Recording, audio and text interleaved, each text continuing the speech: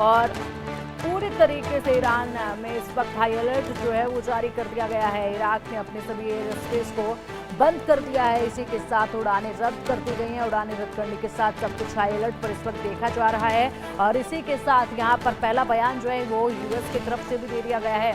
अजय, दो बड़े अपडेट हैं। यूएस ने पहला बयान इस अटैक के बाद दे दिया है और कहा है कि इस अटैक में हमारा कोई भी रोल नहीं है, इसलिए हम पर अटैक ना किया जाए। पहले ही ये स्पष्ट कर रहा है यूएस, और क्या लगता है इससे?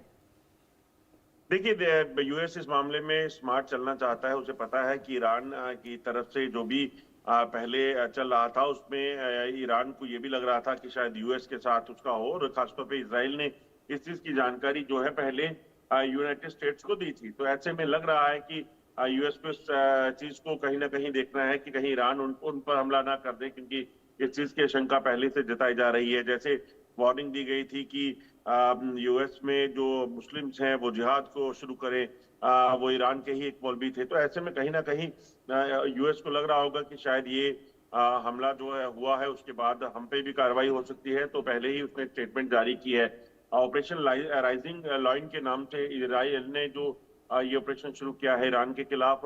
अब उसमें और कौन कौन शामिल होता है, इसराइल को किसका समर्थन मिलता है, ये सारी चीजें जो है वो स्पष्ट होगी। मगर जब इनकी युद्ध शुरू हुआ है, जब ये गोलाबारी शुरू हुई है, ये कहाँ जाएगी ये कहना बेहद मुश्किल है, क्योंकि जिस तरीके से लगातार हमास और इसराइल में शुरुआत हुई थी, यूक्रेन और रशिया में जंग चल रही थी, तो पहले से ये शंका जताई जा रही थी कि ये सिलसिला अब आगे बढ़ता जाएगा। किस ओर बढ़ेगा ये कोई नहीं जानता। मगर आप देखिए तो अब आहिस्ता आहिस्ता चीजें जो हैं वो बदलने लगी हैं, और ये जो जंग है वो अब बड़े जो कहीं ना कहीं बाकी कंट्रीज के शामिल होने के साथ जो है इस पे तीसरे विश्व युद्ध की ओर आगे जाने का खतरा बढ़ गया है। बिल्कुल, और इसी के साथ यहाँ पर हाई अलर्ट जारी कर दिया गया है और इससे ईरान में तमाम जो फ्लाइट्स हैं उनको भी रद्द कर दिया गया है। सब कुछ इस वक्त हाई अलर्ट पर देखा जा रहा है।